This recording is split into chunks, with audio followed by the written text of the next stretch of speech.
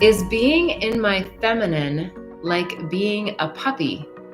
I'm sharing a villa while traveling with 2 other men where everything is done for me, but no one has asked me what I want. It feels like I just need to be pretty and get along. Or is it a muscle that I need to build to be able to step into something else other than running around caretaking and pleasing? Well, first of all, absolutely not. You do not want to be like a puppy. That has nothing to do with being in the feminine. The feminine is a very powerful place. When we're really embodying that feminine energy, it's a place where people do want to, dare I say, serve, but I don't mean it in a true, traditional royalty sense. I mean in a sense of you're anchored into who you really are and your energy of receiving that people just naturally want to give and you want to receive.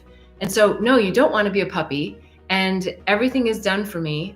Well, be grateful, first of all, if you're feeling like things are just, happening, because that is sort of that energy where you're just receiving. And it sounds like you having resistance to even just receiving from men that are staying with you and they're doing everything. Okay, I get that no one asked me what I want. So maybe there's a place in there where you can practice using your fifth chakra and really voice what it is that you're wanting and finding a way to do it that's from the feminine, not necessarily a little bit more masculine, which means that you're it's not sugarcoating, right? It's actually stating from your gut, from your heart, like, hey, this is what would really make me happy today if we did X, Y, and Z. Or, wow, if this were to happen, that would really make my day. A little bit different than saying, I want X, Y, and Z for lunch, or, I want to do this activity today, where you're really bringing the desire forward, not in an encrypted way, but in a way where you're bringing a curiosity and a fun to it. Like, wow, this would be really great if this happened in this way. And I think in general, the masculine does like to please. So if we allow them to, and we allow them to also put their little spin on it, just like we like to put our spin on things coming from the feminine, it really starts to create this lovely balance and a fun way to go about feeling like you are being served, but also serving, because sometimes being in the feminine and receiving is what makes the masculine really happy. So I would dig a little bit deeper, because I don't have the specifics about like what is everything that's being done for you. And so look at that yourself and say, okay, well, what do I mean by everything? And then where do I really have like an emotional pull to? Is it something that really doesn't matter to me? If that's the case, then I wouldn't spend the energy on it. But if it's something that really matters to you, that's where you have to use your chakra, your fifth chakra, and speak about it and say, oh, gosh, thank you so much. Okay, first of all, remember, you do want to acknowledge what they have done for you. Thank you so much for bringing me that orange juice. I also really love apple juice. Is this an option for another day? Something, I don't know, I'm just making something up, right? Because I really don't know what everything is that they're doing for you, but it's how you go about it and how you express your desires and your wishes that are going to make a true difference in how the masculine responds. And, another person that comes to mind, which I'm not suggesting because I haven't studied this person, but it's just who comes, is Marilyn Monroe. She had a very sexual energy about her, but she also had sort of this way about her. And I'm not suggesting you should be like Marilyn Monroe. I'm just saying that there is like a way about how she would move herself and really just receive, but yet she was giving so much to people at the same time. And clearly she had that out of balance in the end, because there was lots of things that happened with her. But she's someone that came to mind just as we were talking about this topic. I think mostly because of the movements in the body, and really embodying your feminine in that way becomes very powerful. And you're lucky. You're lucky to be in a villa with 2 men traveling. I don't know where you are, but it sounds like a lot of fun. And I would just relish in every moment that you have that you are traveling and that you have, individuals who are interested in caring for you.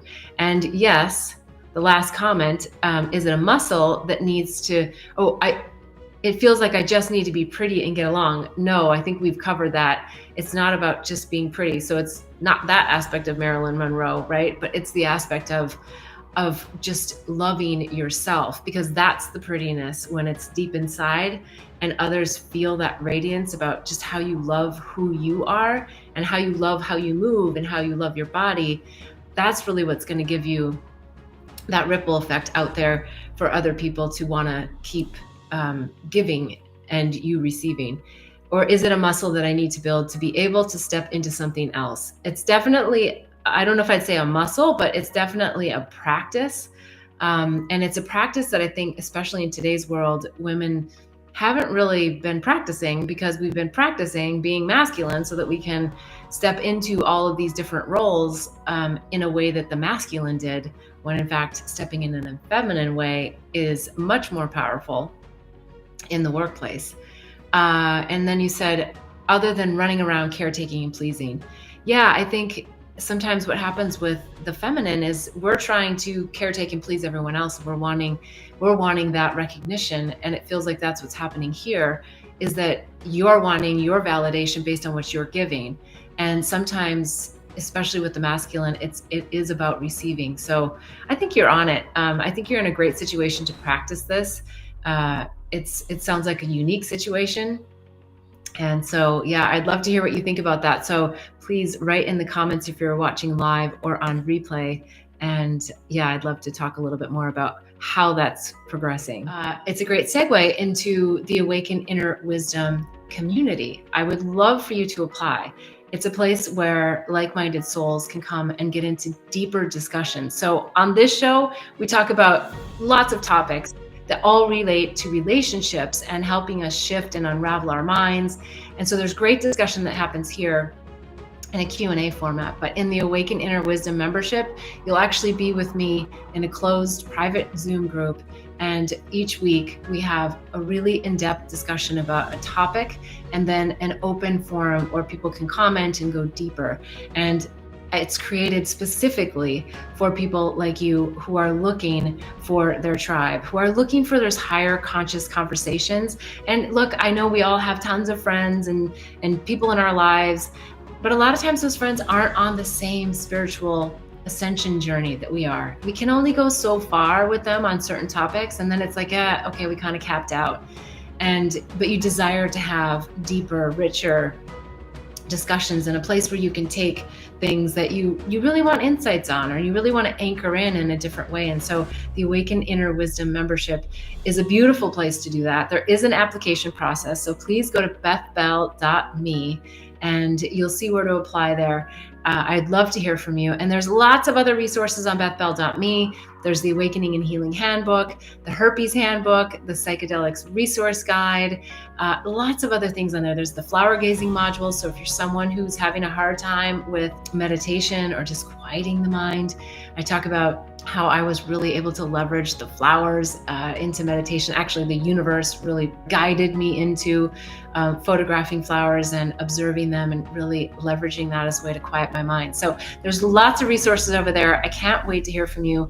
As always, if you have a question and you're watching this on replay, submit the questions to bethbell.me/question, or you can put them here in the comments on my YouTube channel. So I look forward to seeing you again next week. In the meantime, please like and subscribe and hit the bell so you know when the next live is, 11:11 on every Sunday.